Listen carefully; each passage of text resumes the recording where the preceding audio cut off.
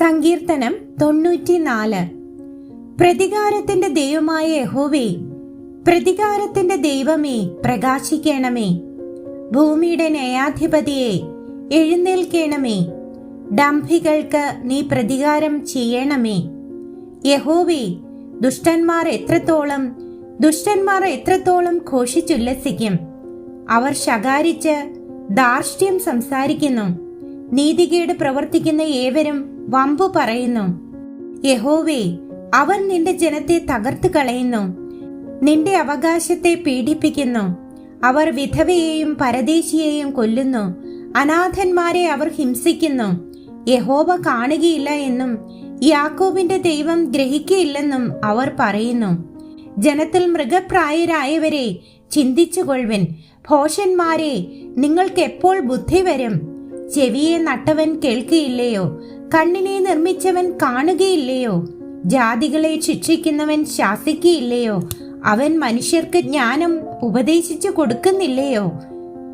മനുഷ്യരുടെ വിചാരങ്ങളെ മായ എന്ന് യഹോവ അറിയുന്നു. യഹോവേ, ദുഷ്ടന് കുഴി കുഴിക്കുവോളം അനർത്ഥ ദിവസത്തിൽ നീ അവനെ വിശ്രമിപ്പിക്കേണ്ടതിന് നീ ശിക്ഷിക്കുകയും നിന്റെ ന്യായപ്രമാണം നീ ഉപദേശിക്കുകയും ചെയ്യുന്ന മനുഷ്യൻ ഭാഗ്യവാൻ. യഹോവ തന്റെ ജനത്തെ തള്ളിക്കളയുകയില്ല, തന്റെ അവകാശത്തെ കൈവിടുകയുമില്ല. ന്യായവിധി നീതിയിലേക്ക് തിരിഞ്ഞു വരും. പരമാർത്ഥ ഹൃദയമുള്ളവരൊക്കെയും അതിനോട് യോജിക്കും. ദുഷ്കർമ്മികളുടെ നേരെ ആർ എനിക്ക് വേണ്ടി എഴുന്നേൽക്കും? നീതികേട് പ്രവർത്തിക്കുന്നവരോട് ആർ എനിക്ക് വേണ്ടി എതിർത്ത് നിൽക്കും? യഹോവ എനിക്ക് സഹായമായിരുന്നില്ലെങ്കിൽ എന്റെ പ്രാണൻ വേഗം മൗനവാസം ചെയ്യുമായിരുന്നു. എന്റെ കാൽ വഴുതുന്നു എന്ന് ഞാൻ പറഞ്ഞപ്പോൾ, യഹോവേ, നിന്റെ ദയ എന്നെ താങ്ങി.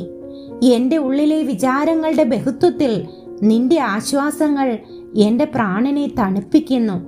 നിയമത്തിന് വിരോധമായി കഷ്ടത നിർമ്മിക്കുന്ന ദുഷ്ടസിംഹാസനത്തിന് നിന്നോട് സഖ്യതയുണ്ടാകുമോ? നീതിമാന്റെ പ്രാണന് വിരോധമായി അവർ കൂട്ടം കൂടുന്നു. കുറ്റമില്ലാത്ത രക്തത്തെ അവർ ശിക്ഷയ്ക്ക് വിധിക്കുന്നു. എങ്കിലും യഹോവ എനിക്ക് ഗോപുരവും എന്റെ ശരണശൈലമായ എന്റെ ദൈവവുമാകുന്നു. അവൻ അവരുടെ നീതികേട് അവരുടെ മേൽ തന്നെ വരുത്തും.